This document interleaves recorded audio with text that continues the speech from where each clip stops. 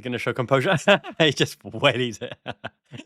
Liverpool Fan in Japan. Hello YouTube, Liverpool Fan in Japan here, the Miyazaki man Sai. Apparently Liverpool are after Bradley Barcola from PSG, the substitute for the front three. Sasha Tavolieri says the Liverpool are ready to make a concrete bid, but it won't be under 100 million euros for Bradley Barcola.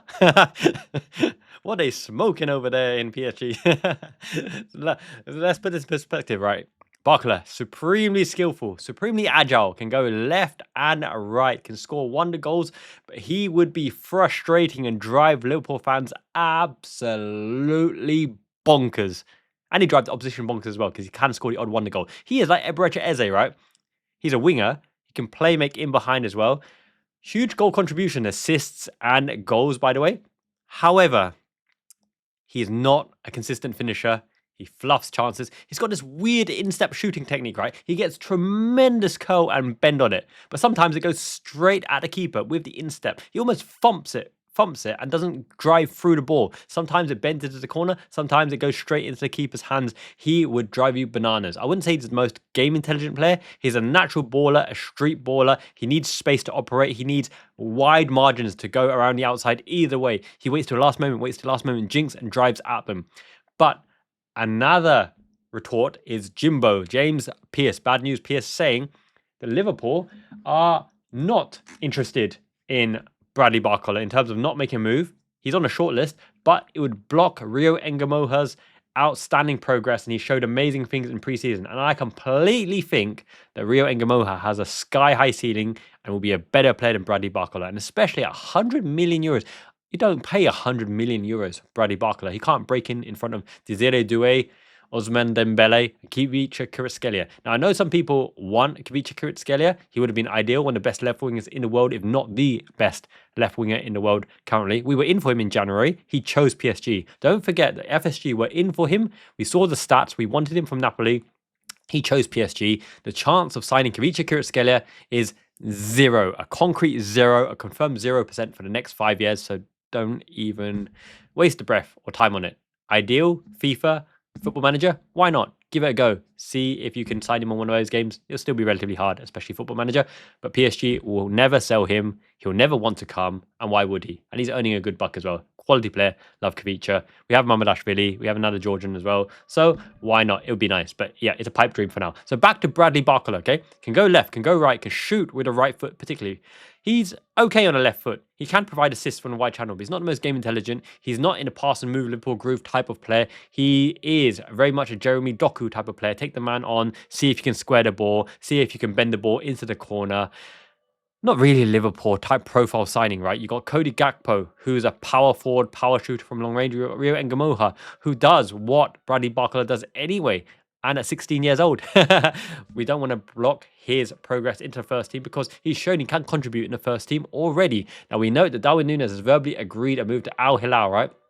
So that is a little bit of a shame in the way that, you know, he couldn't quite make it all work at Liverpool. And look, it's celebration time for all those that wanted Darwin Nunez out. I don't begrudge him. He tried his best. He gave it a proper go. If he does go, he goes with the blessing of everyone.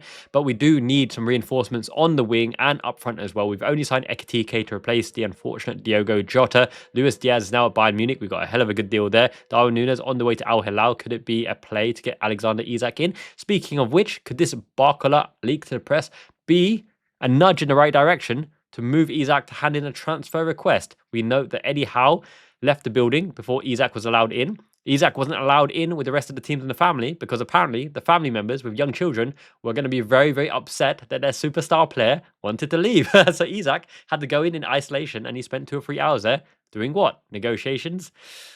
Deadline day talks? Who knows?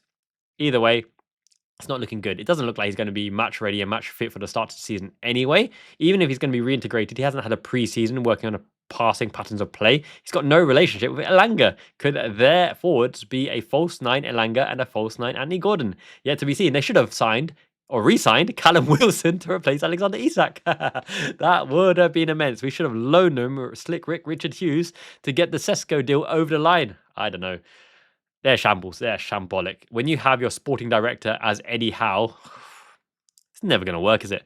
They chased away Amanda Staveley, and their former sporting director stepped down for health reasons as well. It's shambolic at Newcastle. You know, their dreams of entering the top 6, even though they were gifted a place in the Champions League, they're just not of the proper caliber right now. And it's great to see that greenhorn Alan Shearer, you know, saying that, oh, why aren't we happy that giving the blessing for Trent to leave on a free, a £60 million valuable asset, a Scouser born and bred, and that we raised from infancy to, you know, one of the best right backs in the world, giving him for free. We should be honoured that he's going to join Real Madrid and respect him. Well, look at him with Alexander Isak. Shouldn't he be respectful of Alexander Isak's desire to win the Champions League with Liverpool, to win the Premier League and all the trophies with Liverpool? And he did change his tune somewhat, saying that, okay, if he wants to go, let him go. But it's the same thing with Liverpool. We want to get maximum price because now you see the value of extorting, and not extorting, but extracting maximum value out of your assets, especially with a great academy. Look at the sales, right? Look at the sales of Tyler Morton to Lyon, done with good blessings, and he did a hell of a good farewell message as well. I wish Tyler Morton all the best. If Darwin Nunez goes, we're getting fair value in the current market, even though, sure, we might make a small loss on him, but look, it's the best the market can offer, and I guess it'll cheer up many fans who, you know, have a Nunez agenda in terms of wanting Nunez to leave at all costs, even if it's for a minimal fee, or to anyone, any seller, any buyer, anywhere, any fee, no matter what, we must get rid of Nunez.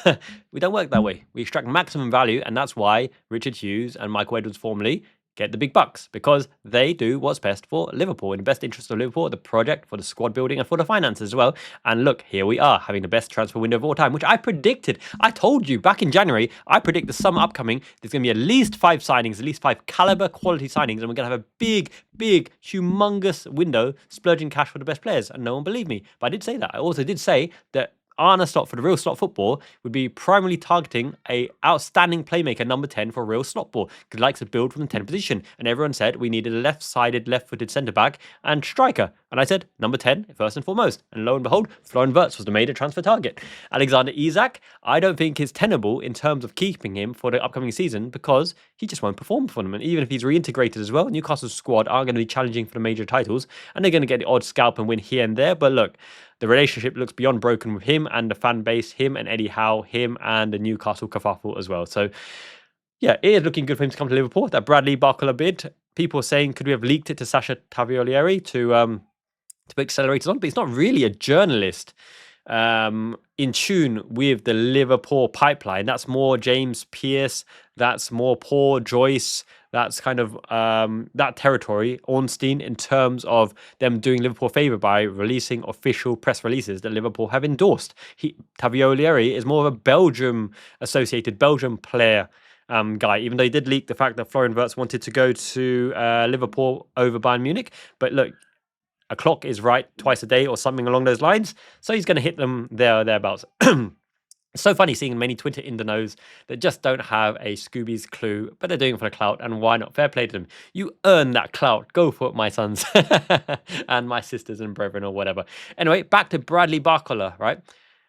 He just doesn't really fit. He just doesn't really fit. Why would he switch from PSG's bench as a first choice substitute for the front three, because he's not a starter. He's not a starter anymore, to the Liverpool bench? The only reason why it could possibly make sense is if Ibu Konate is not entirely convinced by the Japan preseason tour, by the fact that he can play his proper game without covering the wide channel to cover for Trent anymore, and doing his hamstrings and quads in, and maybe shin and toe splints and shin splints or metatarsals or whatever. If he's up for them French brethren at Liverpool, and Ekitike has already arrived, and Barcola could be the one to seal the deal for Ibu Konate sign. But I think Ibu Konate sign anyway. Where's better than Liverpool? Real Madrid, the lure isn't there. It's not magical. They get stuffed by Barcelona every single game, every single season, here on out, even though Barcelona are having financial troubles registering players again. And that Mark Ter Stegen thing is hilarious. He's holding them ransom because they didn't do right by him, and he's refusing to sign his medical reports, which doesn't free up funds for registration of other players. It's funny. It's so funny what's going in the world, right? We got pseudo Super League in the Champions League and this Club World Cup kerfuffle. We've got VAR referees and wiretap cam to hear their voices, even though they're pushing back against it. We're linked with Alexander Isak for a Premier League transfer record, even though we signed Wirtz that could get a transfer record anyway. What is smoking with Barcola at 100 million euros for a frustrating, mercurial, street balling talent who needs the freedom to express himself? He's of the JJ Okocha type, Ebreche Eze type, absolute showboating playmaker, but he'll drive you bananas because he'll score the odd wonder goal and then miss 10 in a row or hit the keeper in the face or sky one over the bar. And he needs space to operate as well. That's why the links to Malik Fofana at Lyon are also questionable as well because he really needs space to operate. These two players do not do so well in congested area. Pass and move, Liverpool group, get your head up. They want to stand the man up every single time, which isn't the worst thing in the world, but sometimes you got to play the easy ball and sometimes you got to operate in the tight spaces and make a moment of magic as well. And Arne Slott's total footballing style needs game intelligent players with a great work ethic who are tactically flexible and can play in different positions as well. So yeah, I just don't see Bradley Barcola. I think James Pearce is on the ball here. We're not in for him. It's a smoke screen. The real target is Isak. If we can't get Isak, we move on to the next choice. We need a striker. We probably need a backup winger as well. Engamoha can cover the left-hand side. We still got Chiesa. Don't forget, we got Federico Chiesa who can play all across the front line and there's no concrete links to him. If we sell Harvey Elliott, by the way, we have equaled our net spend ins and outs and actually spent a net zero. It's not net zero carbon dioxide emissions or whatever, or carbon emissions. It's net zero spend, which is phenomenal considering we've upgraded a right back, upgraded a left back. We've got the best playmaker in the world, or at least top two playmakers, alongside Musiala, who's got a terrible injury, and Jude Bellingham, number 10 in Florian Wirtz. Ekatike looks absolutely fit for purpose in a Firmino false nine role. With an expansive forward, with pace and with technique. Now, his first touch should be impeccable and amazing. He rolls the ball correctly as well. But the Premier League is ruthless and relentless, and he's going to be budged in the back. So I think it needs to be just a bit more tighter to play up front on the front man. But you see his penchant for wandering out to left as well, which is where Florian Wirtz ventures out as well, which means Cody Gakpo can really go inside, cut inside, and Mo Salah has freedom to go to the penalty box poaching as well, with Frimpong around the outside, 2 trailer park goals go around the outside. Eminem is a legend, doing rap music to make himself wealthy. Hey! Credit for anyone who remembers the song in the lyrics. Comment below. Let me know what you think in the comments below.